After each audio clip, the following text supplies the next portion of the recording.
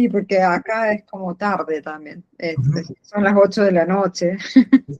Entonces, Ya bueno, no va a buenas ser ahora. tardes a todos. Un gusto nuevamente desde la Maestría en Tecnología Informática Educativa en este ciclo de conferencias y de la RIAD, de la Red de Apropiación sobre Investigación de las Tecnologías, bueno, de la Red de Investigación sobre Apropiación de las Tecnologías. En esta ocasión nos acompañan dos investigadoras de la Universidad Nacional de Córdoba, en Argentina, bueno, por un lado está la profesora Nancy Arias, que es docente de la educación a distancia de la Secretaría Académica de la Universidad Nacional de Córdoba, y también, bueno, la docente investigadora, doctora Elizabeth Vidal, de la Universidad Nacional de Córdoba. Un gusto que nos estén acompañando y bienvenidas y adelante, ¿sí? Muchas gracias. Muchas gracias. Bueno, nosotras con Nancy, cuando armamos un poquito el esquema de esta charla, pensamos que era importante para trabajar tecnología educativa plantear algunos aportes desde la comunicación, dado que entendemos la tecnología educativa como poner todos los medios y recursos de la comunicación al servicio de procesos educativos en el marco de los objetivos y los lineamientos, digamos, que se plantea ese proceso de aprendizaje, ¿no? Tomamos ese encuadre o esa perspectiva de la profesora Edith Lidwin, profesora argentina de Buenos Aires. Lamentablemente ya nos dejó hace un tiempo, así está la foto. Eh, Ella durante muchos años viajaba una vez por mes a Córdoba, pagándose ella el bus, el colectivo, y venían los viernes y nos daba clase los viernes y los sábados para generar una masa crítica, digamos, de gente que se familiarizara con el uso de las tecnologías y con una apropiación crítica de la tecnología en pos de subordinar un poco las características técnicas y los aportes de dichos medios, de dicha tecnología, a los procesos que nosotros queríamos poner en marcha con los estudiantes. Ese era un poco el sentido, por eso siempre me gusta traerla en sus palabras y en su rostro. Era una persona que realmente era un placer compartir con ella, de una gran generosidad, y lamentablemente la perdimos rápido, pero dejó muchos libros escritos y unos grupos de investigación muy interesantes para seguir, así que eh, como va a ser breve el tiempo que tengamos para compartir esta noche, esta tarde para ustedes, esta noche para nosotros, vamos a ir dejando un poco rastros y líneas bibliográficas que nos parece que amerita explorar. Cada uno sabe en su territorio qué cosas hay fuertes, qué cosas hay sólidas, qué cosas hay interesantes, y en particular los aportes de David Lidwin y de todo su grupo. Ahí podemos citar a Mariana Mayo, que actualmente continúa con las líneas de trabajo. Bueno, toda gente de pedagogía, de ciencias de la educación de la UBA de Buenos Aires. Y en Córdoba tenemos referentes que continúan con su trabajo: Gabriela Zabulski, un grupo interesante que está hoy en la Secretaría Académica. Eh, bueno, mi área es la producción. Yo durante los últimos 30 años he trabajado en universidades y al servicio de organizaciones educativas, de organizaciones del tercer sector o lucrativas, siempre dinamizando estos procesos de comunicación, educación, tomando los principales aportes de aprendizaje hechos en el campo de la educación y la comunicación popular, y después acercándome a las tecnologías conforme iba avanzando el tiempo, ¿no? Durante estos 30 años en el grado universitario trabajé en el área audiovisual, y el área audiovisual justamente es un área que es muy amable y muy accesible para ir aproximándose a las otras tecnologías, digamos, tenemos familiaridad con cámaras, micrófonos, ¿no? Entonces no costó demasiado llegar a las computadoras ni a los otros recursos.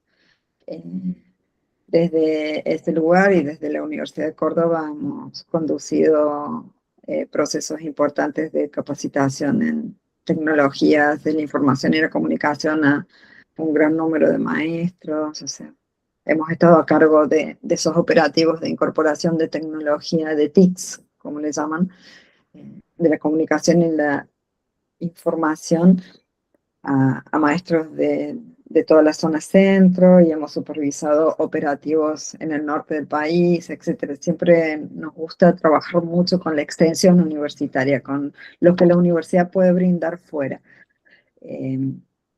Desde lo que entendemos como importante mencionar respecto de la comunicación, ya que me voy a ocupar de esta parte, Nancy va a tomar más adelante los aspectos de lo que hoy es el boom, que es la inteligencia artificial y también la narrativa transmedia.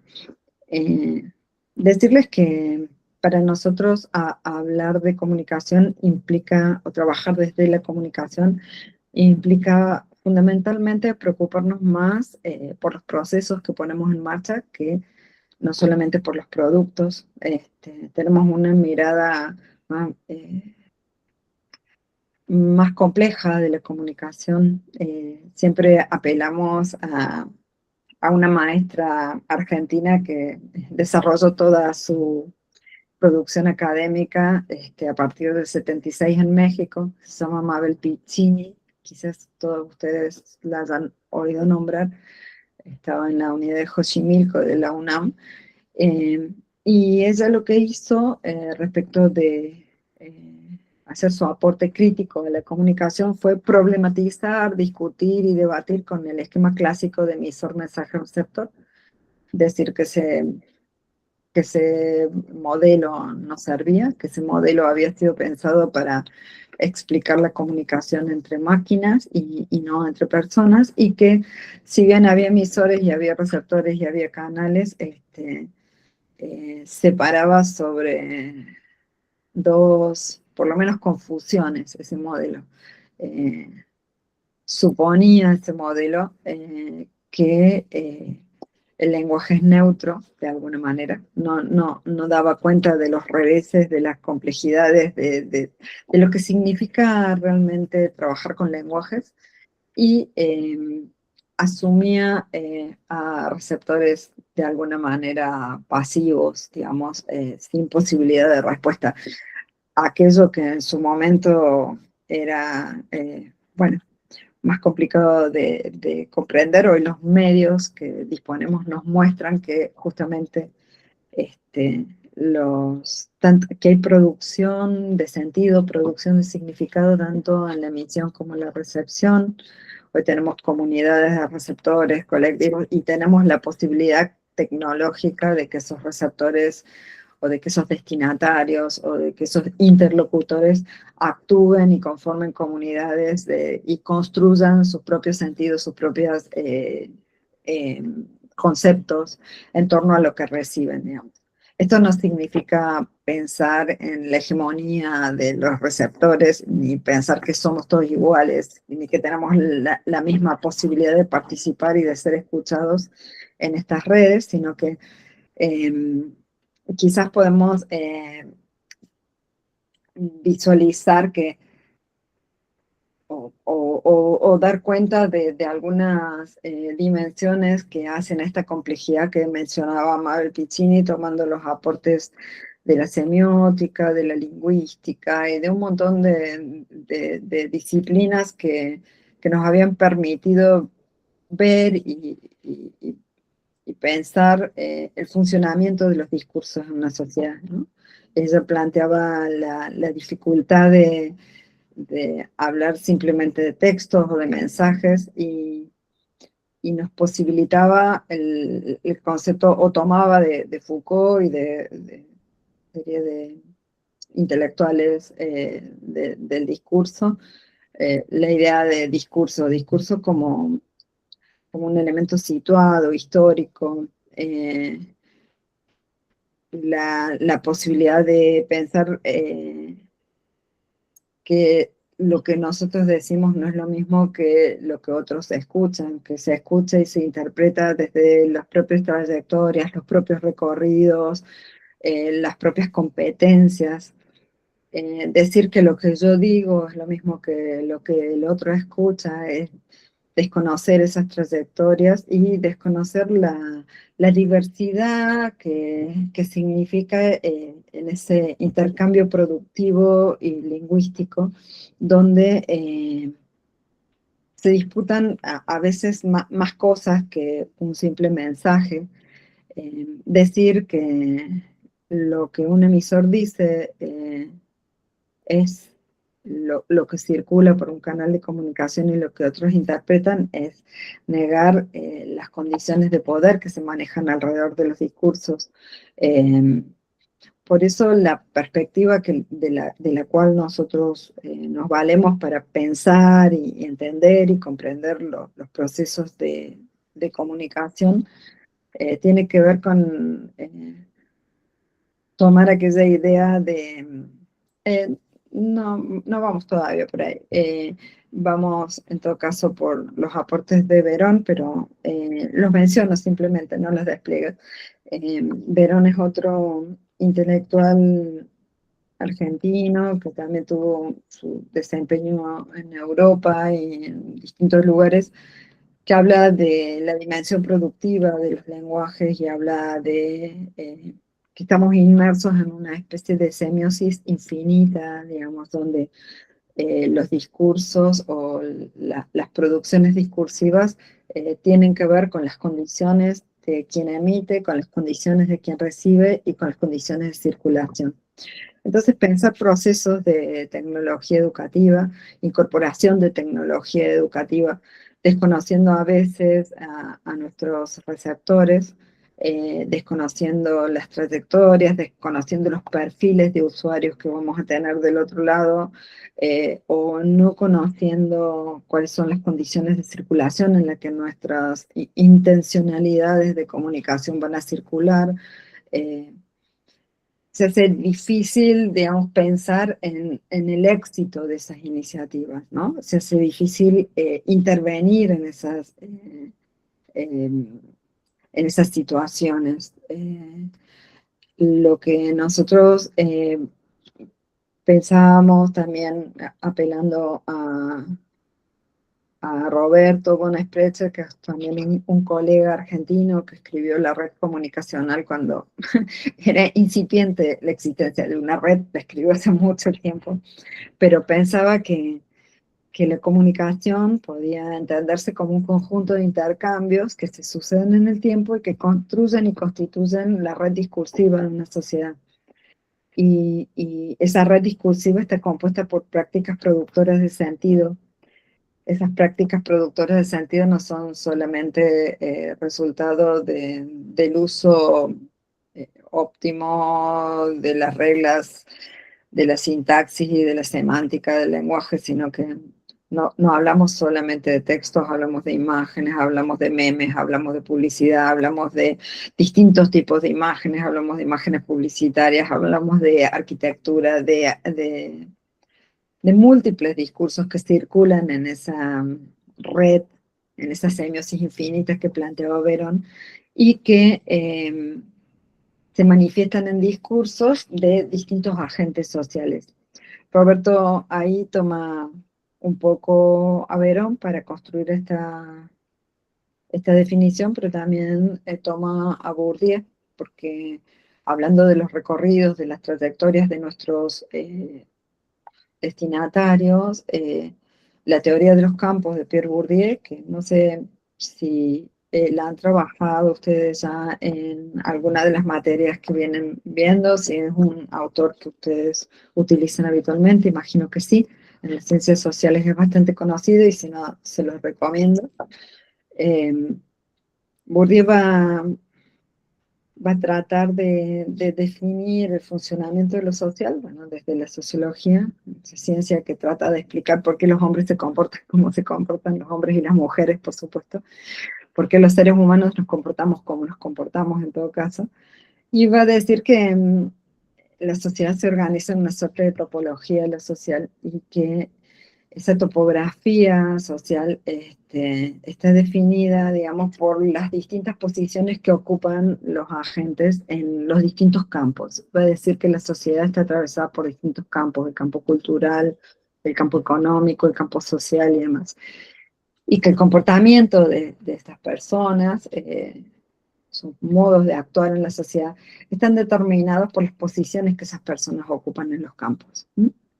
Entonces, no podemos pensar en intervenir, en comprender, en generar, en llevar adelante procesos de comunicación sin atender, por un lado, a los actores, a los agentes de estos procesos, que van a ser tanto quienes construyan y constituyan las condiciones de producción de los discursos, como quien reciba esos, esos mensajes, esos discursos, esas materias significantes, sin entender tanto o mirar tanto lo que dicen estos discursos, cómo están conformados, la intencionalidad, quiénes son quienes los emiten, las condiciones de producción, y también pensar en estos aspectos más sociológicos.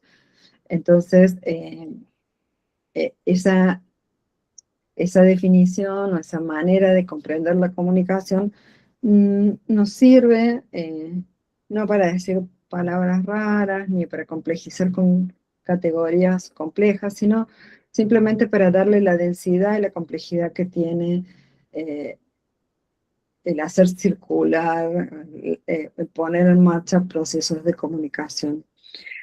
Si simplemente fuera una cuestión de lenguaje, el manejo óptimo del lenguaje haría suficiente la posibilidad de tener procesos exitosos. Y bueno, eh, lo podemos ver tanto en los niveles interpersonal, en la comunicación cara a cara, en lo que pasa en las familias, en lo que pasa en las instituciones, en la comunicación intermedia, porque la comunicación también sucede entre instituciones o también a nivel macro social, la comunicación que en su momento fue comunicación masiva y que hoy podemos hablar de la comunicación en las plataformas y demás.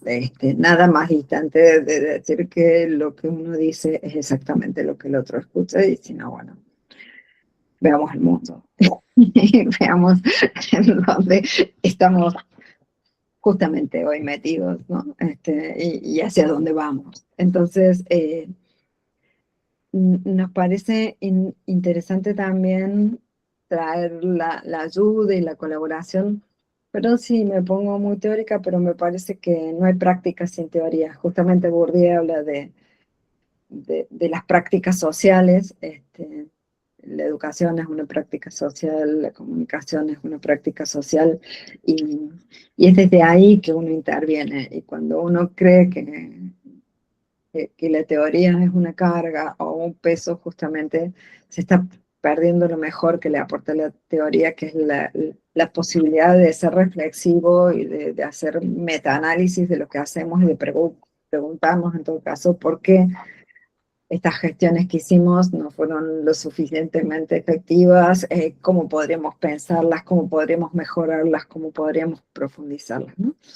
Ahí entra también el concepto de apropiación, que lo podemos tomar de distintos autores, justamente en la red de la cual formamos parte. Susana Morales, una colega y amiga, bueno, quien conformó de alguna manera junto con muchos compañeros, Rosana Cabello, Silvia Lagos, etcétera, con Sandoval también. Bueno, con todos esos estamos discutiendo y pensando estas categorías de apropiación y estos grados de apropiación de los discursos, de las prácticas, del modo en que uno puede tener como distintos grados de apropiación respecto de la tecnología, respecto de los recursos, de los contenidos, etcétera, y cuáles son las condiciones que hacen que esos procesos sean más exitosos, ¿no? Allá a lo lejos, hace tiempo, Michel de Soto hizo buenos aportes también y me gusta traer a los clásicos, me gusta traer a los maestros. No sé si es que ya estoy más mayor y entonces empiezo a reconocer en perspectiva todo lo que aprendí, todo lo que recibí de aquellos maestros, pero armando este esquema, esta constelación de conceptos que me sirven para pensar los procesos de comunicación y de educación.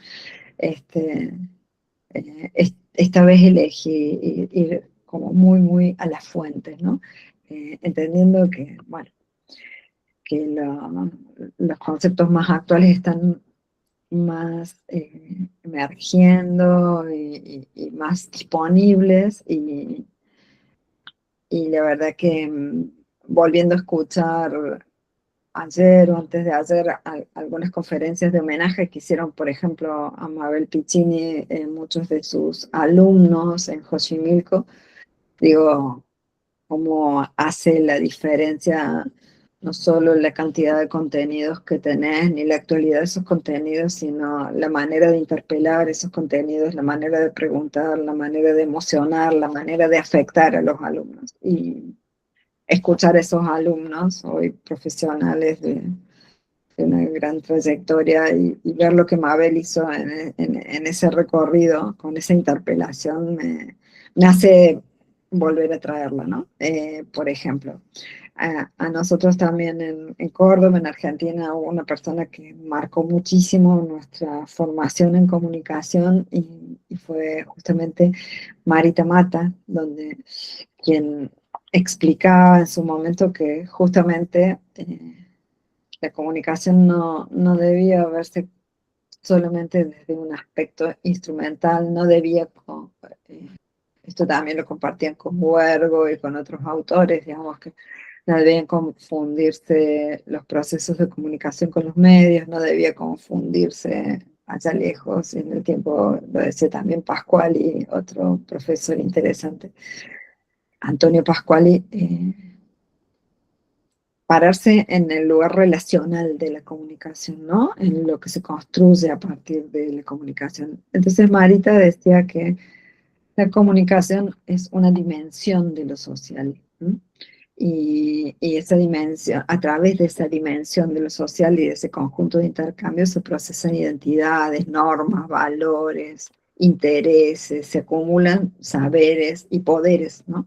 Entonces se construye desde ese lugar, privilegiando entonces la construcción de sentidos del orden social, porque aquello por lo que se disputa y a través de qué se disputa justamente los discursos. Uno en un diálogo, en una charla, en una conferencia, en una discusión fuerte, en una negociación política, está disputando la hegemonía de unos discursos sobre otros, de un modo de entender las cosas sobre otros. Entonces, hablar de comunicación no solamente es hablar de un flujo de información, ni de qué cantidad, ni de cómo cantidad, sin despreciar eso. Es muy importante en procesos educativos ver cuánto aportamos, cómo secuencializamos, cómo graduamos esto, a quién le estamos hablando. Por eso nos tomamos unos minutitos al comienzo para preguntarle al maestro a quién le estábamos hablando, y el breve tiempo del que disponemos ha hecho quizás que no podamos escuchar a nuestros interlocutores, pero seguramente en un rato con las preguntas y las intervenciones los iremos conociendo, pero entendemos que son profesionales de la educación que están aproximándose a formarse en la tecnología educativa, y nos parece muy importante justamente desde ese lugar y desde esa condición no enceguecernos con la tecnología, no entregarnos ciegamente a la tecnología, sino justamente hacer una apropiación crítica de esa tecnología, entender a quién vamos a educar, con quién vamos a interactuar, cuál es el capital cultural de esa gente, cuáles son los intereses, cuáles son los saberes acumulados, cuáles son las afectividades que atraviesan. Entonces, bueno, dibujar y perfilar lo más acabadamente posible las condiciones de recepción en la que este proceso de comunicación y educación mediado por tecnologías va a circular, ¿no? Eh, si no, tenemos realmente pocas posibilidades de llegar a buen término y de hacer esto que lograba hacer Mabel Piccini en sus aulas, que era justamente conmover, afectar, interpelar, enseñar a mirar críticamente, ¿no? Eh, ella Yo accedí hará unos 30 años a un manuscrito de ella, prácticamente una cosa escrita a máquina que se iba borrando porque la calidad de las fotocopias, es decir, el modo en que circulaba eso que ella había escrito era muy precario, pero con el tiempo fui encontrando gente que la conocía y accediendo a más materiales, no teníamos esta red infinita de acceso a información que tenemos ahora. Vengo de una era analógica, si se quiere, y tuvimos que lidiar con eso, pero la verdad es que en todos estos años no volví a encontrar un texto con esa densidad y con esas preocupaciones y con esas intuiciones que ella planteaba, ¿no? O sea, justamente porque ella ponía a jugar estas categorías teóricas de las dimensiones del poder y de las dimensiones del lenguaje y la complejidad de los recorridos de los actores de la comunicación, de los agentes de la comunicación. Entonces ponía en diálogo una serie de cosas que luego las encontré también coherentemente en la escuela de Birmingham, en los estudios culturales, donde tanto Stuart Hall como bueno, las distintas representantes, Raymond Williams, Hogarth, planteaban la cultura como una práctica social y planteaban, digamos, que si bien en los procesos de comunicación había asimetrías, eran posibles estos espacios de negociación de sentidos y de construcción de sentidos, ¿no? Y si bien no tenían una mirada ingenua en absoluto, sino que planteaban los límites de esas asimetrías y las dificultades que eso planteaba, este, también nos invitaban a comprender los procesos culturales y cómo desde esa dimensión cultural era posible eh, activar, obturar, facilitar, complejizar algunos procesos de negociación de sentidos. Eh, Justamente me parece que la condición de inmigrante de Stuart Hall y su manera eh, con un cierto extrañamiento de ver esa cultura inglesa y de ver, le daba un punto de vista interesante, un poco quizás lo que Mabel, que había estado en Chile y había pasado rápidamente por la Argentina y se había tenido que ir también de Chile y también de la Argentina, encontró, bueno, esta posibilidad de construir conocimiento a partir de todas esas experiencias y estas dificultades, justamente en un lugar tan amigable como México para los argentinos, sobre todo en la década de los 70, 80, etcétera. Bueno, otro concepto, Ven que acá no hay jerarquías, esto a mucha gente vuelve loca, esta manera que yo tengo de pensar, pero me parece que justamente este multiperspectivismo el que hace que las cosas puedan ser más ricas y más interesantes. Eh, Cuando nosotros pensamos en provocar procesos de educación mediados por tecnología, también apelamos a educadores como Jorge La Rosa, quien nos trae esta idea de la experiencia, de provocar experiencias que estimulen, que profundicen, que hagan que nos pase por el cuerpo aquello que estamos estudiando, conociendo, aquello que nos sorprende, aquello que es nuevo para nosotros, pero que es tanto nuevo y hay tanto por elegir que, bueno, que tiene que tener sentido para nosotros. Y entonces a veces es difícil cuando uno trabaja con jóvenes, con adolescentes, con estudiantes universitarios muy jóvenes, este, encontrarle el punto, ¿no? Encontrar la manera de afectar, conmover, etcétera. Entonces, eh, eso a veces significa corrernos un poquito del lugar de compartir, compartir, compartir datos, información, información, y sino pensar procesos en los cuales podemos encontrar puntas, rasgos, problemas, secuencias de contenidos que inviten a acercarnos de a poco a a esos contenidos nuevos, ¿no? Y ahí nos sirve también pensar con Perkins, con David Perkins, que habla de las enseñanzas y los aprendizajes para la comprensión. Tenemos la ventaja de que habla muy bien español, entonces escribe en español, entonces no hay tanta traducción en el medio. Y nosotros nos ha servido mucho en trabajos con niños, en el armado de dispositivos lúdicos, en encontrar la manera de encontrar secuencias que empiecen y terminen, de poder pensar en el juego completo, ¿no? Como dice el de decir, bueno, él elabora algunos aspectos de su teoría pensando en cómo él, que no era una persona hábil para trabajar con el cuerpo ni con el deporte, aprendió un juego tan complejo con el béisbol. Y entonces dice, el primer acercamiento lo hice en el patio de mi casa, acompañado del padre, con el afecto, el cariño y demás. Y entonces hice una secuencia completa, precaria, superficial, sin todas las reglas, pero bueno, después fui a jugar de visitante a otro lado, después miré desde afuera una cosa más compleja. Bueno, este, a veces lo interesante de los objetos que vamos a abordar en las disciplinas que tenemos que enseñar es poder encontrar núcleos temáticos sustantivos.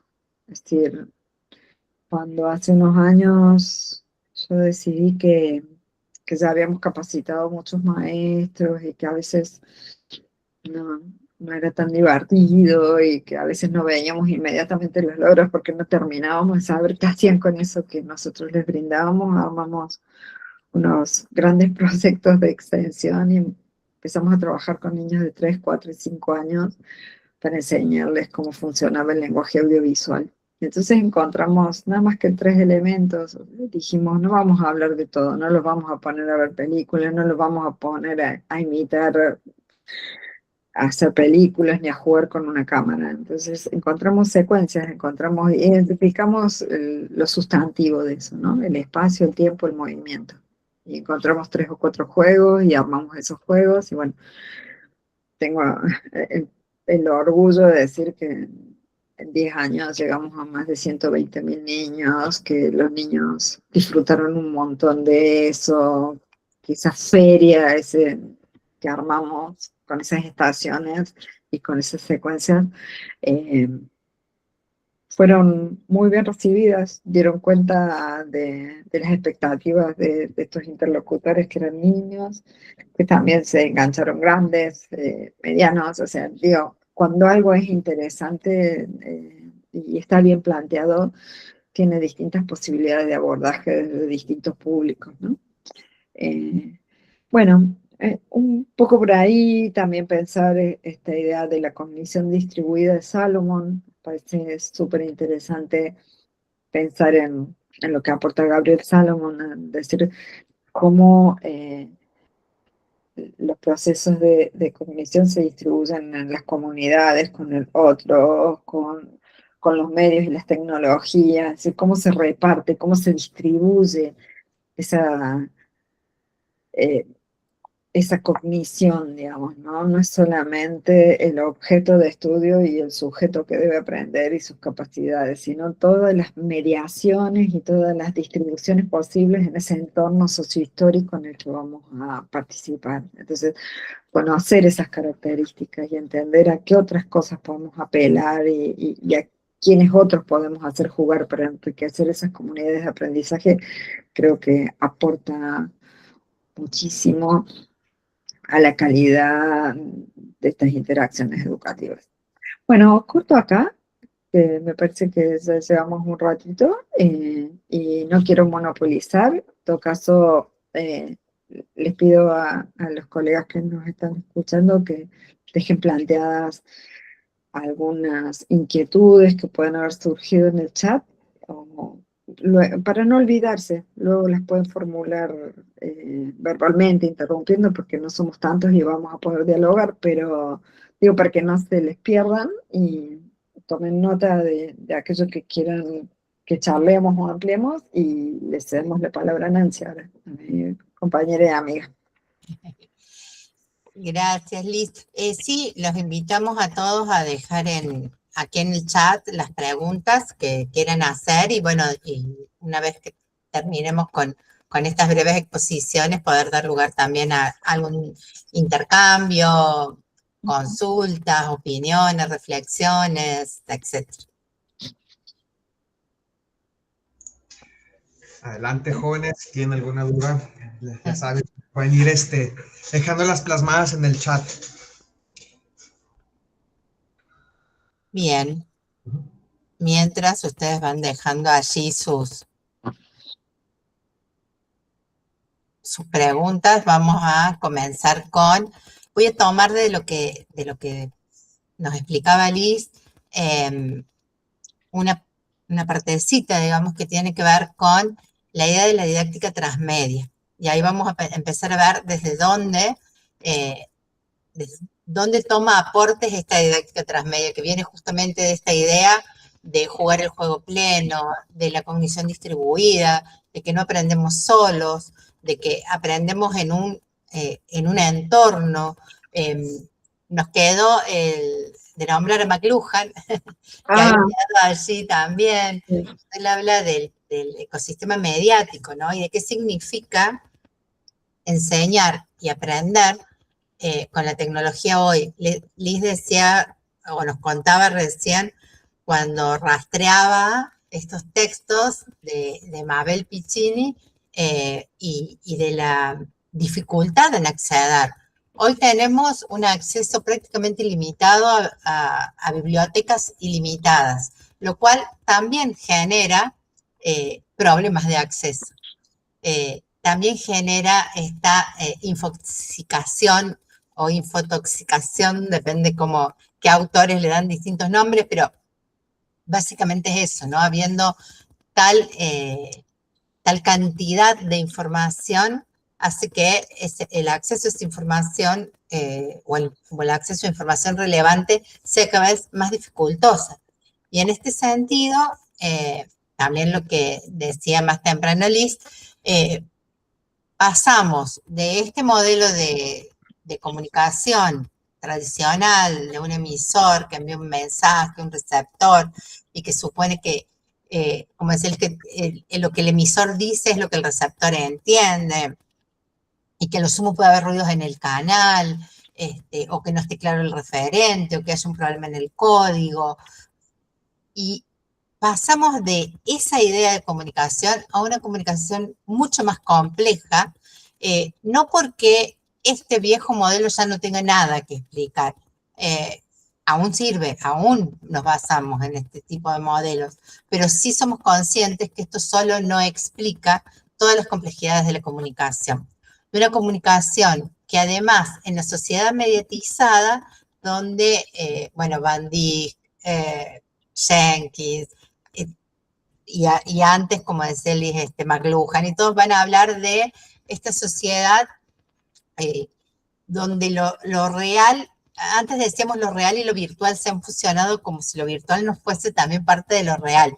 Esto viene de Van Dijk, ¿no? De José Van Dijk, que habla de esta división entre lo real y lo virtual, que con el tiempo hemos ido cambiando a la idea de lo físico y lo virtual, porque lo virtual es tan real y cada vez más, especialmente en las nuevas generaciones, me parece por algunas fotitos que vi que nuestros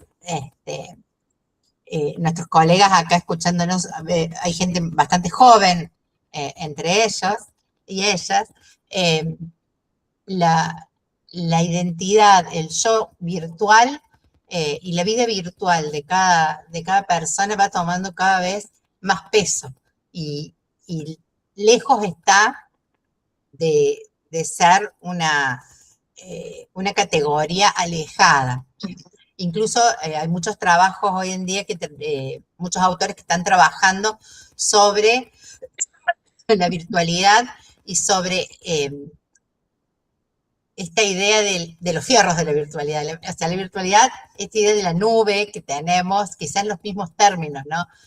Hay términos que son sumamente problemáticos, como inteligencia artificial, como la nube, como lo virtual, cuando la inteligencia artificial no es tan inteligente y tampoco es tan artificial, cuando la nube no es eso etéreo que está allí volando en el éter, sino que incluye, y varios autores van a trabajar sobre la materialidad, incluye que alguien tenga centros inmensos que tienen un impacto ambiental también inmenso, en los que están alojados nuestros datos, que no están en ninguna nubecita por allí, sino en la máquina de otra persona, ¿no?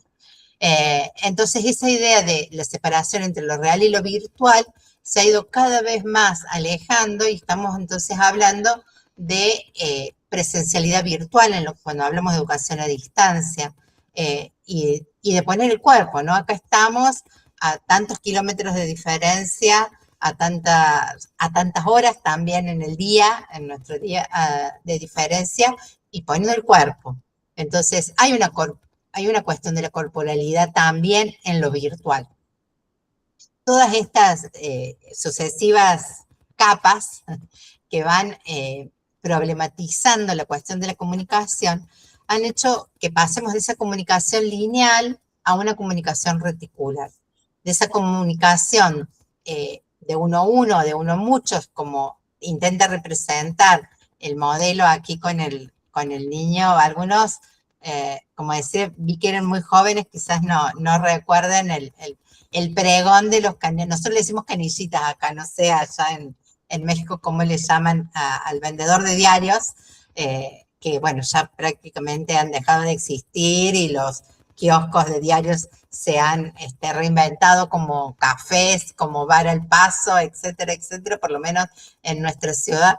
De esa comunicación que tenía que llamamos broadcasting, ¿no? La transmisión, la comunicación de uno a muchos, a una comunicación reticular de muchos a muchos. Pasamos de medios separados a lo que McLuhan va a presentarnos como un ecosistema mediático diverso. Y es en función de esto y de la creciente digitalización, tanto de productos como de servicios. Esta diapositiva yo la guardo hace ya bastantes años, la hice, y me asombra cada vez que la uso la vigencia que tiene, porque esto no ha hecho más que crecer. La digitalización del trabajo, la digitalización de la vida, bueno, cuya materia prima en esta sociedad de la información, en esta sociedad del conocimiento, son los datos. Esos datos que eran escasos y que ahora son aparentemente infinitos, ¿no? La capacidad que tenemos de ir generando datos.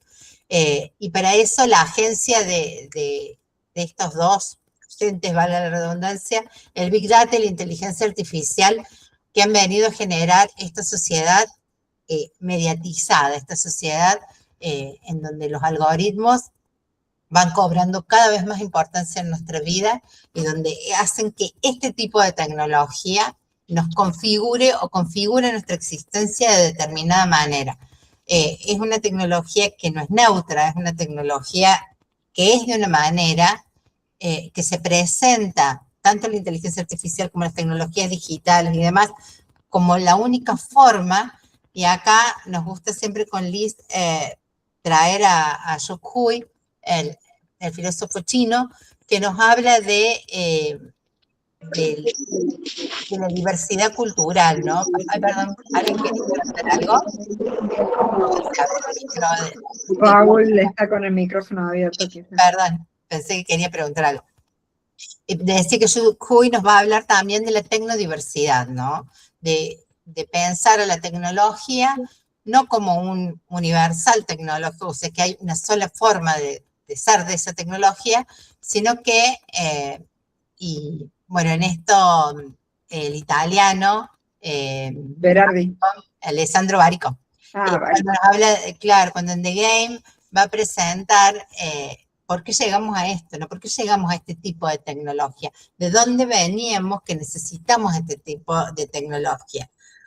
Otra autora, Paula Civile, una escritora argentina también, va a decir, ¿por qué inventamos esto y por qué necesitamos ponernos este sensor, este dispositivo? Nosotros inventamos esta tecnología y esta tecnología a la vez nos inventa a nosotros, nos reinventa y nos pone en un papel de consumidores, en un papel de lo que después va a llamar la comunicación transmedia, y me voy adelantando, perdón, como una palabrita que a mí no me gusta mucho, pero que es la que ha quedado, digamos, como el prosumidor, el usuario que es productor y que además consume datos y que además produce. Y esto viene de Jenkins, ¿se acuerdan? No sé si han tenido la oportunidad de leerlo. Allá al principio de los 2000, 2005, 2008, él es uno de los que comienza a hablar de comunicación transmedia, y que es un término que nos viene del mundo del espectáculo en realidad, de Harry Potter, de la Guerra de las Galaxias, de toda la industria cultural del entretenimiento. Y que en su momento Jenkins lo presenta como la panacea, ¿no? Como, bueno, ahora todas las voces van a estar presentes, todos vamos a poder hablar, todos vamos a poder intervenir, y esto que estábamos diciendo aquí de una comunicación de muchos a muchos va a generar esta democratización de las redes. Recién comenzaban incipientemente las redes sociales. Lamentablemente, bueno, la historia nos ha demostrado que esa situación de panacea o de lo que mismo pasa hoy con la inteligencia artificial, de considerarla como la solución última a todos nuestros conflictos, bueno, la historia nos dice que en realidad nos vamos complicando más que solucionando conflictos. Pero bien, esta es la sociedad mediatizada por los algoritmos. Hay un conjunto de investigadoras, porque son casi todas mujeres españolas, que va a dar esta definición, entre otras muchas, de comunicación transmedia, que a mí me gusta mucho, porque me parece que es como muy demostrativa del cambio, ¿no? De la idea de pasar de un emisor que transmite un mensaje y se lo manda al receptor, pensar a la comunicación transmedia como la gestión de un flujo comunicativo. Y esa gestión de ese flujo comunicativo, ellos hablan de flujo comunicativo, yo en algún momento cambié la palabra flujo, porque la palabra flujo da la sensación también de que fluye como con naturalidad o como con armonía. Y en realidad a veces ese flujo es un tráfico comunicativo con toda la acepción de la palabra tráfico, ¿no?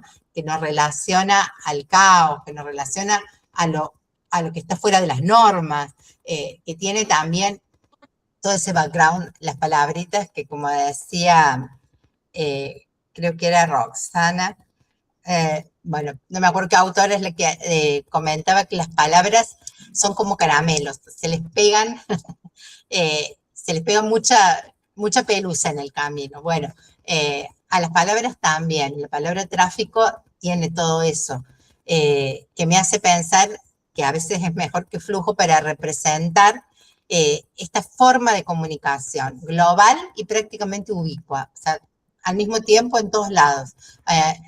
Por lo menos en Argentina había hace mucho una publicidad que hablaba de todos en el mismo lugar, al mismo tiempo y en el mismo espacio. Y realmente esa diversidad esa diversidad de voces, que esa polifonía a la que Jenkins, digamos, intentaba traer como algo democratizador, es lo que hoy también nos está generando todos estos ruidos y toda esta comunicación compleja y complejizada, porque no somos todas personas las que estamos hablando, sino que sabemos que en las redes sociales bueno, están los trolls, están las mismas inteligencias artificiales, están un montón de interlocutores que no todos juegan el mismo juego. Y ahí vamos a traer un poco después a Perkins para hablar de didáctica transmedia, de la comunicación transmedia aplicada a educación. Pero bueno, esta gestión multiplataforma, entonces de un flujo comunicativo que es global y prácticamente ubicuo, van a decir que van a decir estas autoras españolas y muchos otros, se despliega a través de diversos lenguajes y soportes, que es un poco lo que da la posibilidad de lo transmedia. Aunque vamos a ver que hay autores como Scolari que nos dicen que es mucho más viejo que esto, ¿no? Cuando hablamos de transmedia, hablamos de un relato transmedia que está formado por un canon y un fandom. El canon es la historia oficial, aquello forma parte de ese mensaje, si queremos pensar en el viejo modelo de la comunicación, que es el emisor que está pensando este relato construye en primera instancia.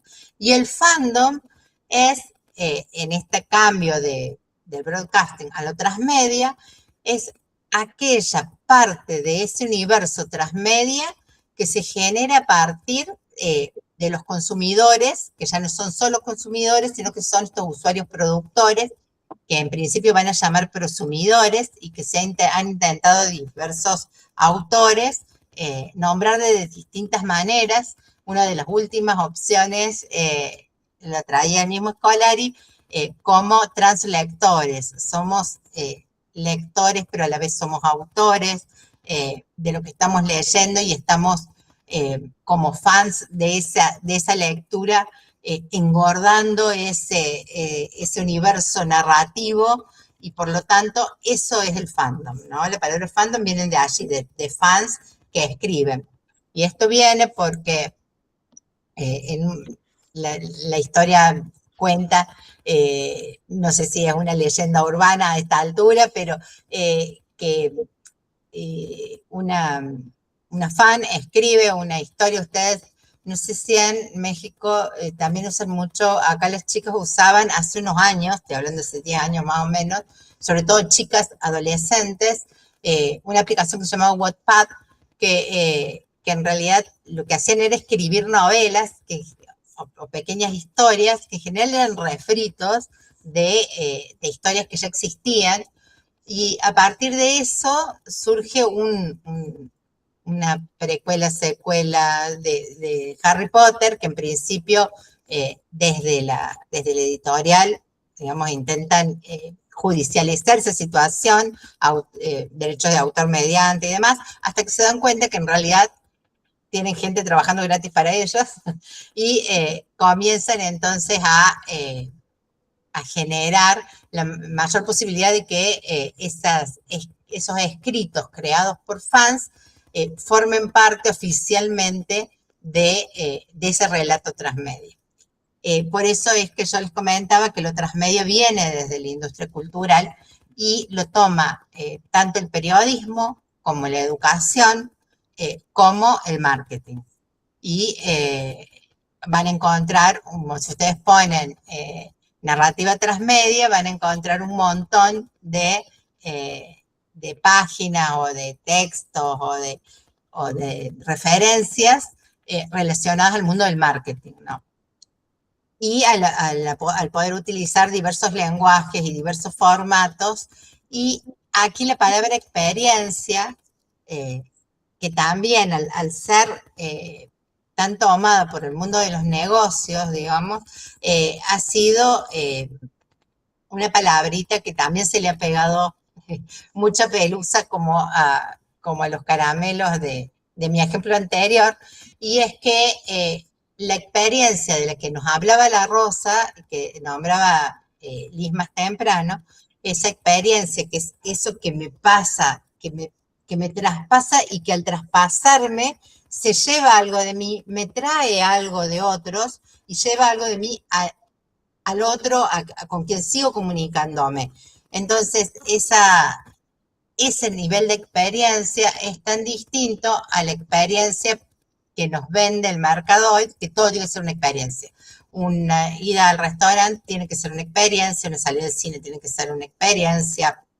Y bueno, esa manipulación de la palabra hace que vaya tomando también otras acepciones. Que se banalizan los conceptos y se vacían de sentido, ¿no? Exactamente. Incluso esta cultura colaborativa de la que hablaban primeramente los autores, también nos encuentra hoy con la realidad de que las inteligencias artificiales se han alimentado de toda esa cultura colaborativa, que es digital. Por lo tanto, generando, digamos, unas cuestiones de propiedad intelectual sumamente interesantes para estudiar, para pensar y para decidir. A nivel de educación, va a ser Scolari quien en un principio, allá por el 2008, va a decir que necesitamos pasar de una pedagogía de la enunciación que tiene su correlato en el broadcasting, es decir, el docente como único poseedor del saber y de manera lineal, brindando su saber, transmitiendo su saber al conjunto de estudiantes, a una pedagogía de la participación que tiene su correlato en el transmedia o en una perspectiva transmedia. Llegamos de esta manera a la idea de una didáctica transmedia, que al menos en Argentina, quien más va a trabajar esta conceptualización es Miriam Kapp, con K, si ustedes le quieren buscar después, es una profesora de la Universidad de Mar del Plata, de didáctica general, que ella va a hablar de la didáctica transmedia como una didáctica indisciplinada, como prácticas de enseñanza disruptivas. Estamos pensando acá que el canon del que veníamos hablando cuando hablábamos de las historias de la industria cultural, cuando vamos a hablar de educación, ese canon está representado por los contenidos de los diseños curriculares jurisdiccionales, eso significa esta sigla que he puesto aquí, aquello que vamos a enseñar, y que se va a transformar en una experiencia educativa transmedia. Entonces, están pensando pasar de la secuencia didáctica a una experiencia transmedia, una experiencia educativa que va a generar comunidad de aprendizaje. Entonces ya no es solo el docente que transmite sus conocimientos a la clase, sino que el docente cambia su rol a la manera de un guía, de un orientador, bueno, a mí no me gusta mucho la palabra facilitador, pero también es una de las palabras que se utiliza para pensar al docente como parte de esa comunidad y como guía en ese recorrido que los estudiantes van a hacer de un determinado campo. En ese recorrido que van a hacer tanto docentes como estudiantes del campo disciplinar a estudiar o del campo curricular, eso implica la generación de contenidos. Esos contenidos generados por docentes y por estudiantes se van a expandir a través de diversos medios y de diferentes lenguajes. ¿Qué va a implicar esto? Va a implicar muchas cosas, entre ellas que podamos construir una experiencia educativa andamiada por esta perspectiva transmedia posibilita evitar el simulacro de la educación. ¿A qué nos referimos con esto? A que cuando nuestros estudiantes, y pensamos en los niveles obligatorios, primaria, secundaria, tienen una tarea, un escrito, una redacción, un ensayo, la tarea que sea, que podamos imaginar, y el único receptor de esa tarea es el docente, hay allí una falta de sentido del aprendizaje y una falta de conciencia de qué se está aprendiendo, que es lo que nos lleva a nuestros estudiantes, sobre todo de secundaria, a decir, profe, ¿esto para qué? ¿Para qué me va a servir? ¿Para qué estoy estudiando esto? O sea, perder el sentido del aprendizaje e incluso perder la conciencia del aprendizaje.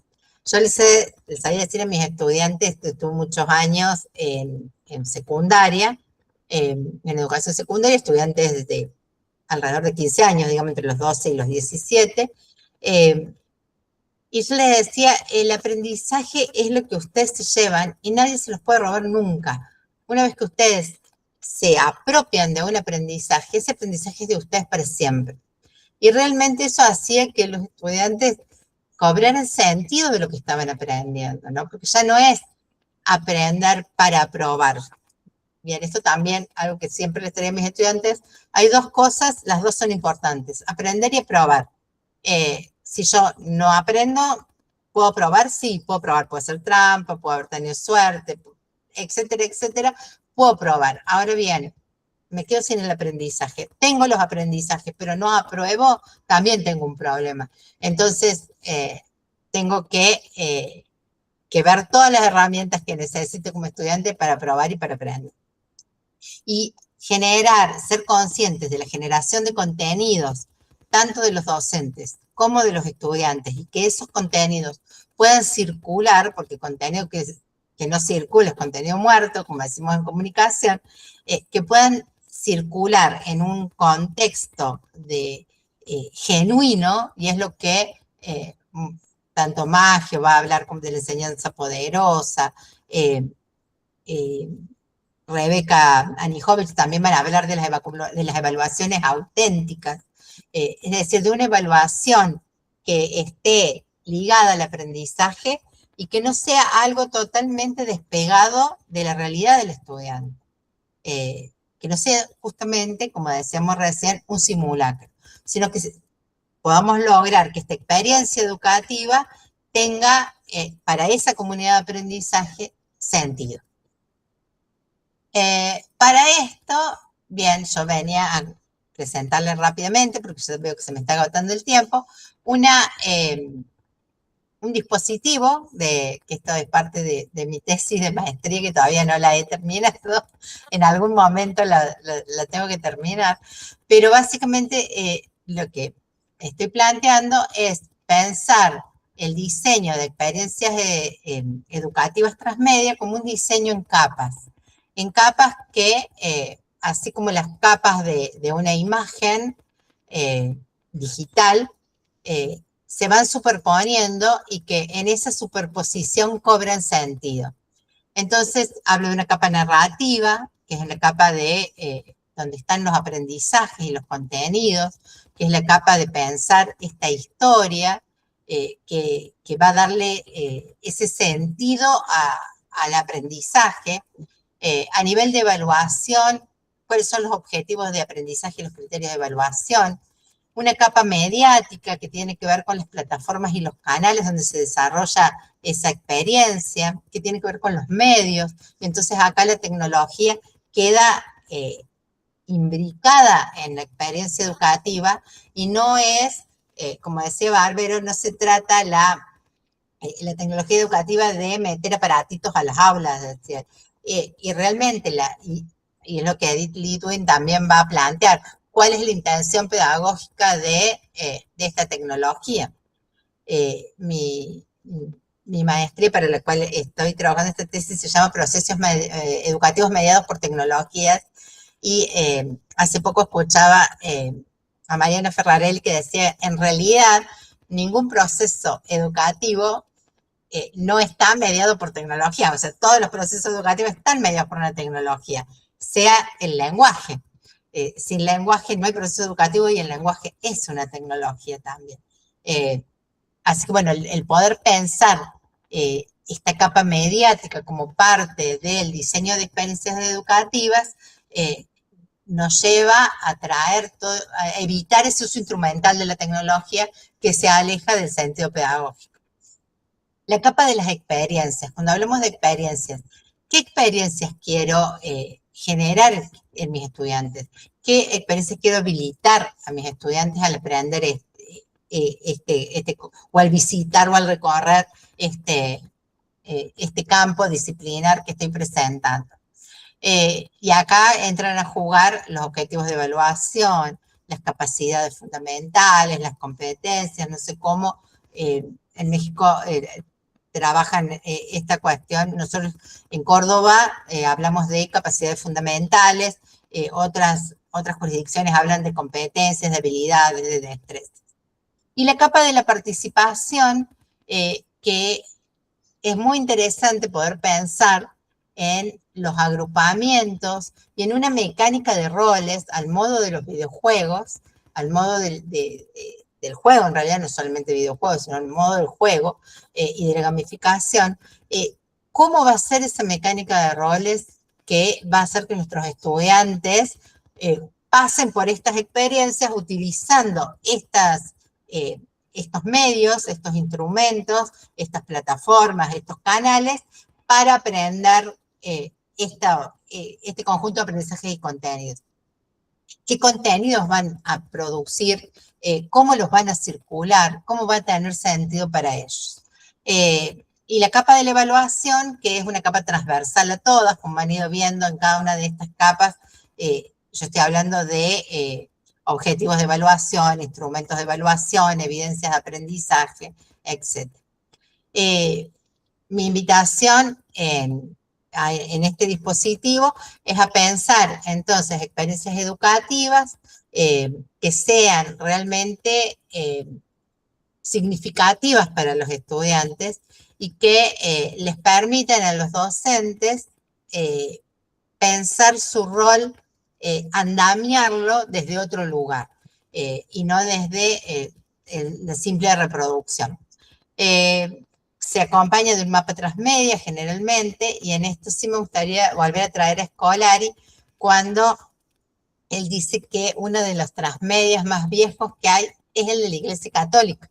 Si uno piensa en la forma que la Iglesia tuvo durante todos los siglos de su existencia, de transmitir su mensaje, y pensamos en las oraciones, en las estampitas, en los vitrales, en los autos sacramentales, en las peregrinaciones, en la misa, en la Biblia, incluso en Transmedia se llama Biblia Transmedia, ¿no? Un poco recuperando esa línea, por lo que Scolari va a decir, en realidad, el Transmedia, uno de los Transmedias más exitosos ha sido pero en la historia de la humanidad, pero todo comunicación en este momento es realmente transmedia. Nosotros cuando nos acercamos a enseñar o a aprender, no estamos solos, estamos en un ámbito, en un entorno,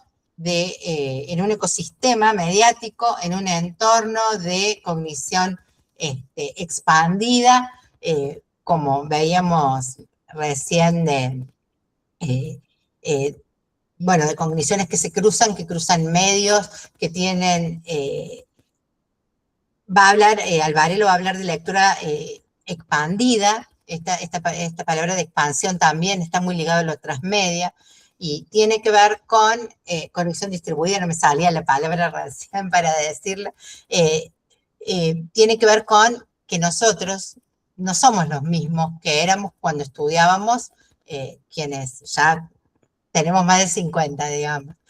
Nuestra realidad ha cambiado, y la realidad delante de los cursos o junto con los cursos también ha cambiado. Entonces, si estamos hablando de tecnología educativa y de experiencias educativas novedosas, innovadoras, tenemos que plantearnos todas estas situaciones de la comunicación que tienen que ver con la forma en que enseñamos y aprendemos. No podemos seguir enseñando y aprendiendo como lo hemos hecho hasta ahora.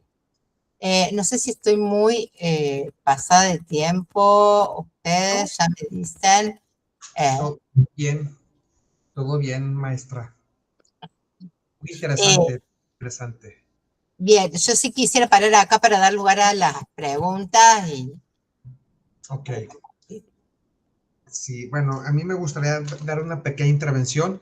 Primero que nada, muchas gracias. O sea, es muy interesante, o sea, porque es un poco distinto de esta conferencia, de lo que hemos trabajado nosotros en la maestría, porque aquí se inicia con una perspectiva sociológica de la construcción de la comunicación y de esta como, o sea, bueno, nos brindan diferentes autores, como el caso de Foucault, como el caso también de Pierre Bourdieu, también pone ahí el ejemplo de Néstor García Canclini, o sea, de que ellos cómo utilizan, bueno, ellos tratan de explicar, o sea, en el caso de Foucault, cómo, o sea, él, bueno, su teoría central es de que el mensaje y el discurso hay que centrarlo mucho en las realidades sociales de cada una de las personas, ¿no? Y que eso funciona, o sea, de cómo nosotros nos comunicamos y cómo las tecnologías coadyuvan o ayudan a comunicarnos entre nosotros, ¿no? A nosotros mismos, ¿no? Y es lo que nos compartió la doctora Liz, o sea, por ahí nos compartió esta parte, ¿no? Y también Pierre Bourdieu como la importancia del capital social y cultural y eso cómo ayuda también a comunicarse, o sea, a través de la narrativa y de las redes sociales y toda esta parte, ¿no? O sea, la construcción de la narrativa y de la comunicación, ¿no? Bueno, y por ahí yo he tenido la oportunidad de leer a Canclini, y Canclini, o sea, menciona que existen diferentes medios de comunicación, o sea, ya sea visuales, auditivos, y que los espacios son muy importantes para poder comunicarse o a través de las propias personas, y él maneja, pues, lo que son los espacios lúdicos, los bares, los cafés, lo que son también hasta los parques, incluso él maneja, ¿no? Y maneja esta parte de los VJs y toda esta parte de Canclini, ¿no? Es algo sumamente interesante.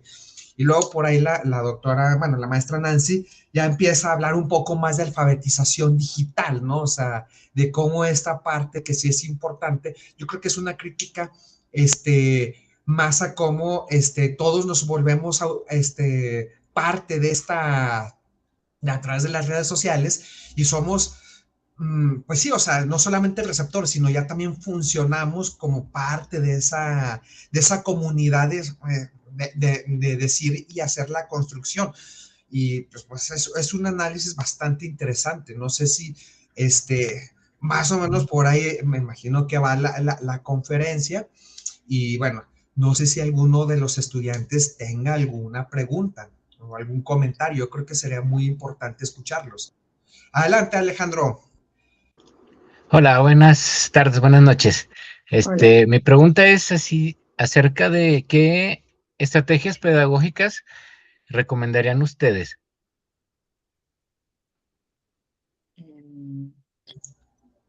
Yo creo que lo que intentábamos plantear es cómo apelar a quienes van a ser nuestros estudiantes y a los mundos de esos estudiantes y dialogar y activar desde ahí, ¿no? Desde la propia cultura de esos estudiantes. Sí, hay cosas que traigo en lo personal del trabajo en la comunicación popular, en la educación popular, y cuando uno se enfrenta a estas culturas juveniles con las que a veces tenemos poco que ver, es como que tenemos, me parece que apelar a construir ambientes de aprendizaje que se valgan de lo tecnológico claramente, porque estamos en un ámbito de una maestría de tecnología educativa, pero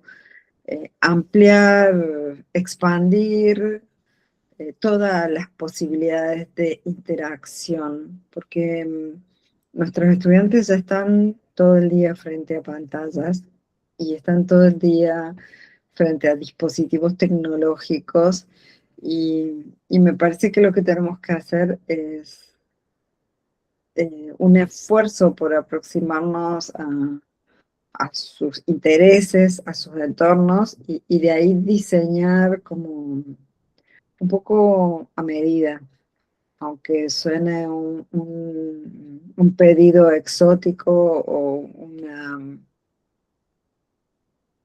una exigencia extrema, digamos, ¿no? Pero creo que conmover y afectar a nuestros estudiantes es nuestra primera tarea.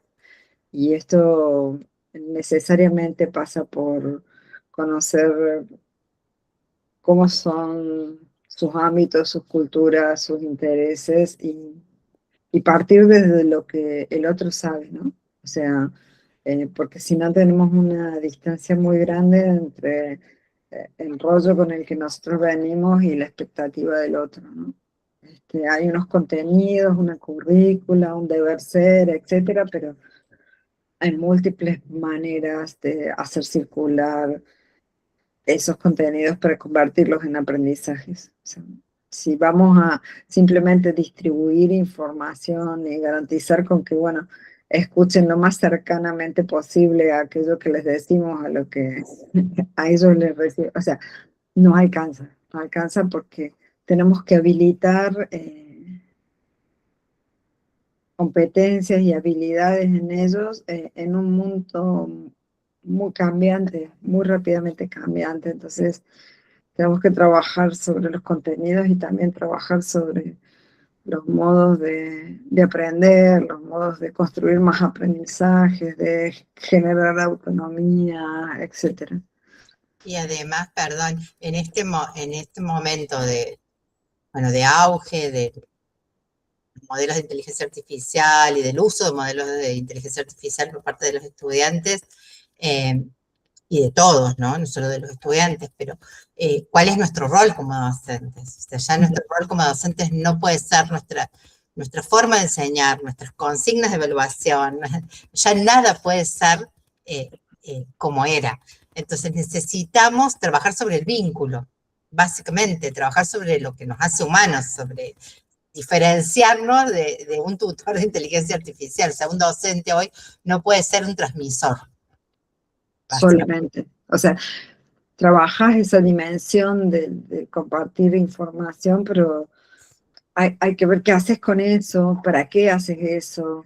eh, y, y me parece que como todos estamos ya alfabetizados en esta inmediatez, o sea, la respuesta la queremos ya, el resultado lo queremos ya, nuestro bien más escaso es la atención, hay una economía de la atención, entonces tenemos que volver a esas enseñanzas de Perkins, a los aprendizajes para la comprensión, a la gradualización, a los modos de construir esas secuencias. O sea, yo creo que hay que buscar por ahí e inventar, hay que inventar.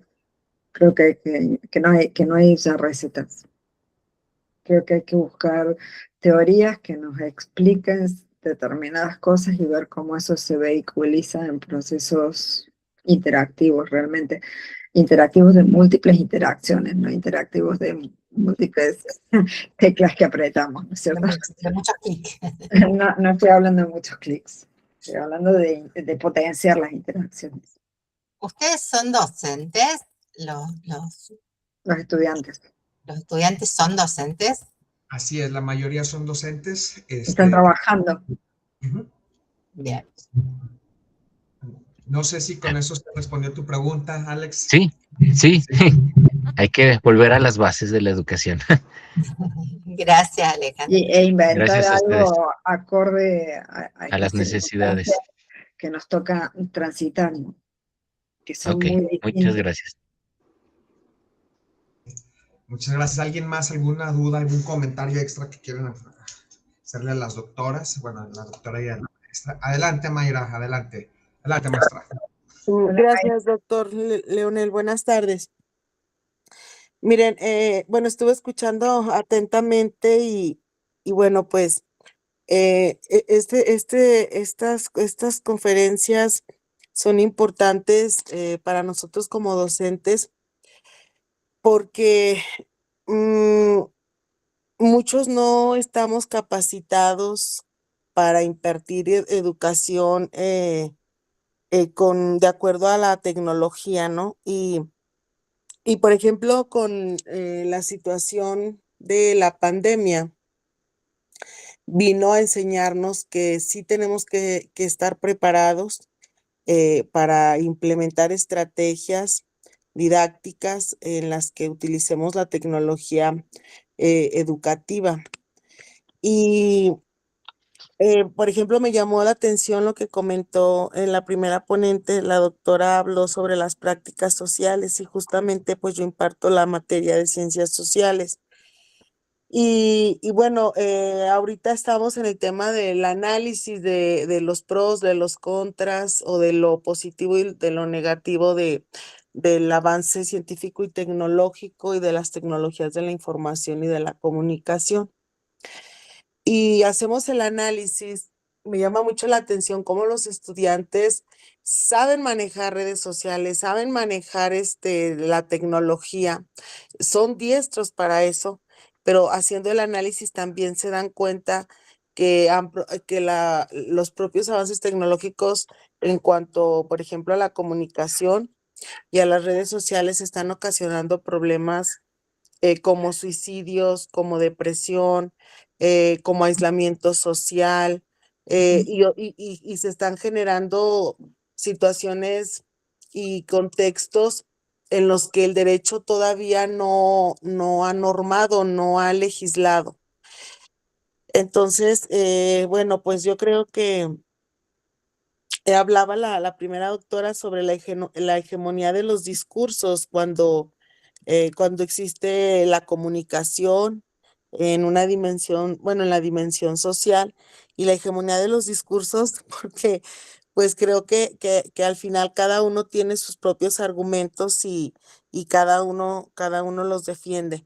Y bueno, pues yo lo único que comento es que sí es importante que pues bueno, los docentes sepamos manejar redes sociales, manejar las tecnologías de la información y de la comunicación, porque pues es lo de hoy, pero no podemos dejar de lado las interacciones sociales presentes, no solamente con el uso de la tecnología o de la comunicación a distancia. Ya lo había dicho la ponente, pues que la comunicación es compleja, ¿verdad?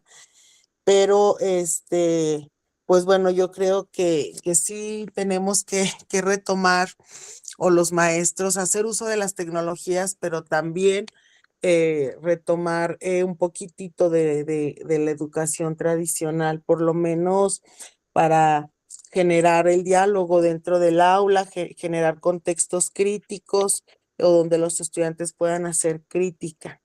Pues solamente ese es mi comentario. Me gustó y gracias por la invitación, doctor Leonel. Enhorabuena a las ponentes. Muchas gracias. Me parece, Mayra, que se trata de la pertinencia del uso. La tecnología, decía Lidwin, es la tiza y el pizarrón también, y es el libro. O sea, somos sujetos tecnológicos desde mucho antes de que apareciera una computadora. Entonces, es la pertinencia, la oportunidad y es entender a dónde quiero llegar y qué quiero hacer yo con esto. Entonces, había una diapo que no la pasamos, que la de McLuhan, ¿no? ¿Te acordás? Que decía que siempre es posible, siempre estamos inmersos en ese ambiente tecnológico y lo podemos, ahí creo que habíamos elegido dentro de un libro que es muy lindo, que es de Scolari, él sistematiza un montón de frases y de comentarios de autores que vienen de los 60. McLuhan es un canadiense que en los 60 dijo que el medio era el mensaje y a veces parecía que las traducciones eran incorrectas y que estaba diciendo una aberración, pero en realidad él estaba viendo cómo era la interacción frente a un libro, cómo era la interacción frente a las distintas tecnologías. Y esta diapo mostraba eso, ¿no? Dice leer. No tiene importancia que se introduzca un televisor en cada aula. La revolución ya comenzó en los hogares. La televisión ha mutado nuestras vidas sensoriales y nuestros procesos mentales. Y en la página siguiente deja en blanco el lugar del televisor y ahí podrías poner cualquier tecnología. Esta frase es contenedora de cualquier otra situación, ¿no? Entonces, pensemos cómo ha administrado y cómo ha disciplinado, en términos claramente de Foucault, nuestro modo de leer, el contacto con las redes sociales, o sea, la programación de la interfaz y de la aplicación de Facebook está perfectamente analizada y estudiada no solo desde las ciencias de la computación, sino fundamentalmente desde la neurología. Está establecido cada cuántos segundos nosotros necesitamos una inyección de dopamina para estar motivados y atrapados, y entonces el modo en que se ponen los likes, el modo en que no se ponen los likes, la ausencia o presencia o cantidad de likes que hay en una interacción a través de Facebook, también puede determinar un suicidio en algún punto, porque hay como, digamos, condenas sociales, es decir, no, no sé si vieron hace mucho tiempo la serie Black Mirror, la han visto, bueno, un poco ahí trabajaba en extremo esa situación de like, como alguien era cancelado socialmente a partir de ser bien mirado, bien recibido o no por el entorno. Una situación casi rayando el grotesco, ¿no? Es una serie que genera mucha angustia cuando uno la ve porque ve unos mundos construidos que son terribles y que tienen tanto del nuestro que tampoco son tan lejanos, entonces no se ve como una ficción tan ficción, ¿no? O sea, se las recomiendo porque es como un lugar muy interesante para ver desde un registro audiovisual, desde una narrativa audiovisual que tiene esa fantástica calidad de crear mundos, de involucrarnos en esos mundos y de involucrarnos primero desde los afectos, porque primero nos golpea el corazón y después de ahí, si hacemos un ejercicio, podemos llegar a la reflexión intelectual, pero si no, nos quedamos con la angustia solamente. Bueno, esa serie va trabajando de manera muy, muy interesante algunas cuestiones que tienen que ver con esto que decía McLuhan, ¿no? Como el medio termina siendo el mensaje. No es tan importante a veces detenerse en los contenidos, sino en el modo en que son presentados esos contenidos, en el modo de interacción que habilitan. Hay un inglés que se llama Thompson que analiza esto de las interacciones, qué modo de lectura propone un libro, qué modo de lectura propone una tele, qué modo de lectura propone un formato más digital, la web, etc. Entonces, cuando hablo de pertinencia, hablo de eso, hablo de qué es lo que nosotros queremos, a dónde queremos llegar con esto, qué es lo que queremos que nuestros alumnos hagan con esto. Y a partir de ahí empezar a articular ese abanico de opciones tecnológicas, desde la tiza y el pizarrón, pasando por el bar, pasando por un concierto de música electrónica, volviendo a la plaza del pueblo, a la comunidad donde vivimos. O sea, digo, uno puede interactuar y abrir, derribar los muros de las aulas. Lo que tenemos que hacer no es encorsetar y armar más este efecto de enjambre, todos metiditos en sus celditas, sino por el contrario, tenemos que abrir, facilitar el abrir interpelaciones, ¿no? Muy bien, muchas gracias, doctora. ¿Alguien más, algún otro comentario, duda que tengan? Bueno. Bueno, para nosotros fue un honor. Bueno, adelante, Tere. Escuchamos. Al final, ¿no? Bueno, rápido. ¿Sí se escucha bien? Te escuchas un poco lejana, Tere. A ver ahí. Ahí ya te escuchamos mejor. Sí. Bueno, pues escuchando todo esto pues tomar como base para la enseñanza-aprendizaje, pues las teorías de siempre, las teorías base. También, pues, es importante lo que comentan, de alguna manera transformar nuestra práctica docente para ir integrando todo esto, estas herramientas de inteligencia artificial. En base a ello, me surge, pues ahora sí que surge el gran reto. Yo soy docente de secundaria en informática adolescentes. Son alumnos pues que claramente no tienen conciencia del uso responsable de este tipo de tecnologías. Pero obviamente pues dentro de nuestra práctica tenemos que ir considerando hacerlos conscientes, responsables, ir interviniendo con actividades pues que involucren el uso responsable de estas herramientas.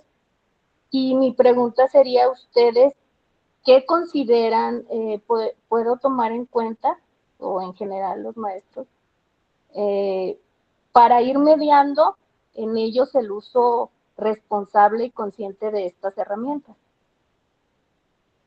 Sugerencias, Toda Sí, duda, Nancy. metodologías. no, más que nada, un poco lo que aporta en la perspectiva transmedia es justamente poder pensar junto con el estudiante, porque no es solo que los estudiantes no tengan conciencia, sino que nosotros como sociedad no tenemos conciencia y que además estos aparatitos están hechos para que no la tengamos. Entonces no es, ¿por qué hay tanta ludopatía? Porque uno de los autores bueno, que dejamos afuera de la constelación, habla de acariciar la piel de las máquinas. ¿Por qué necesitamos, por qué es tan placentero este scroll infinito y quedarse viendo y viendo videitos, etcétera, etcétera? Entonces, yo creo que una de las formas de trabajar lo que sería una ciudadanía crítica, lo que sería el pensamiento crítico de los estudiantes y de nosotros como comunidad educativa, es poniendo el énfasis en el sentido, en lo que decía Liz, del vínculo y del para qué voy a usar esto. O sea, estamos aprendiendo informática para qué.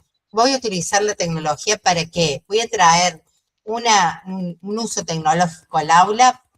¿Para qué? ¿Qué me aporta ese uso tecnológico? Y esto que decía Liz, ¿no? Poder hacer referencia al contexto del estudiante, que sea genuina, que esa actividad que está aprendiendo realmente tenga repercusión en su vida cotidiana. Yo creo que con esa reflexión y con el metaaprendizaje de qué aprendimos hoy, para qué aprendimos esto, dónde lo aplicás, creo que se gana en ese diálogo que también nos diferencia y nos aleja de sistemas más automáticos, ¿no es cierto? Se trata de corresponsabilizar al otro en ese proceso. Claro. Cuando nosotros esos sábados, esos viernes y sábados nos juntábamos con Edith a estudiar sobre tecnología educativa ya por los 90, ella terminaba su clase el día sábado y decía, bueno, yo llegué ayer con esta intención, generé esta actividad, propuse esto, ustedes devolvieron esto, hacía como un trabajo metaanalítico junto con nosotros, ¿no? Y entonces, y del otro lado chequeaba qué había pasado y se sometía humildemente ella a esta evaluación. Yo sé que da pánico lo que estoy diciendo, nadie quiere estar evaluado por un conjunto de adolescentes que a veces no sabemos ni lo que pasa, pero es parte también de entender los procesos de evaluación como una evaluación cruzada y múltiple, ¿no?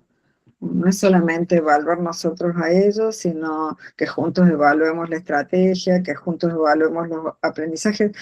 Seguramente vamos a hacer menos, seguramente no vamos a llegar a cumplir los objetivos que nos plantea la currícula, pero probablemente sea como experiencia, una experiencia más poderosa y más significativa, ¿no? O sea, como no es quitarnos autoridad frente a los estudiantes, es mostrar lo que nos preocupa de esos procesos y la energía que ponemos y los múltiples recursos que ponemos a disposición, y es visualizarlos, es ponerlos en valor, ¿no? Sí, Hacer consciente e involucrar, para mí, claro, digamos, ese es el... sí, sí. Si hay algo que a veces no hacemos los docentes es justamente poner en valor todo lo que hacemos.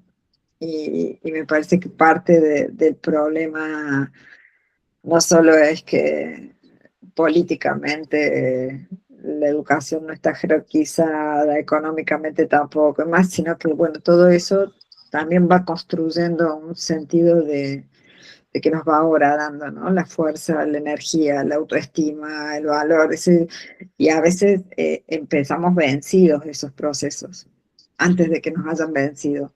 Entonces, también trabajar sobre la propia autoestima, el propio valor y el trabajo colectivo, el trabajo compartido. A veces un aula de un docente solo con un montón de alumnos es como un trabajo muy, muy arduo. A veces hay que asociarse, hay que encontrar núcleos curriculares compartidos, sobre todo para estas propuestas que nos trae Nancy, de proyectos de transmedia y demás. Es interesante ver cómo o sea, nosotros en la educación hacemos el esfuerzo de diseccionar y de separar y de especializar, pero la vida y la ciencia y todo funciona todo mezclado y todo junto, ¿no? ¿Por qué no mirar proyectos? ¿Por qué no mirar conjuntos de conocimientos que pueden ser atravesados desde una y otra disciplina? ¿Y por qué no fortalecernos en el trabajo? Yo siempre le decía a Nancy, dejar de renegar en la escuela secundaria y venir a la universidad, que es más tranqui, es más fácil, porque en la universidad somos equipos de docentes y está contemplado como que tenemos que ser equipos y está bien que seamos equipos. En cambio, a veces el aula, no sé cómo serán las aulas en México, pero de lo que yo recuerdo, mi primera especialización en TICS me la regaló México. Me invitaron bueno, gané una beca con la OEA y fui al ILSE a hacer mi primera especialización en integración de tecnologías a la educación. Y lo que observaba ahí era también realidades parecidas en aquella época a las que nosotros tenemos en las escuelas primarias y medias, o sea, la soledad del docente frente a este conjunto diverso de estudiantes, de problemáticas, de trayectorias, y bueno, por lo menos en Argentina, no sé, ya, o sea, un maestro ya no solamente enseña a leer y escribir o sociología o ciencias sociales, sino que tiene que atender las condiciones de vulnerabilidad que atraviesan a los jóvenes y a los niños. A veces son situaciones muy complejas, a veces no tanto, pero bueno, la misma soledad y aislamiento que producen estas redes en los niños, ¿no? O sea, las mismas dificultades de integración y de participación. O sea, por eso tenemos burnout, por eso es un tema el burnout en los jóvenes y en los docentes. Y en un mundo cada vez más individualista, Exacto. Poder trabajar lo colectivo desde las aulas, poder asociarnos con otros docentes, con otros profes, con otros actores con otras instituciones, digo, con el club. Quizás no, o sea, en la escuela secundaria yo tenía un profesor de geografía que decía, yo no sé cuánto ustedes aprendieron de geografía humana en pero han aprendido a defender derechos, han aprendido a hacer una sentada, han aprendido a como muchas cosas de aprendizaje. Me tocó hacer la escuela secundaria entre el 70 y el 76, y fueron momentos muy conflictivos en la Argentina.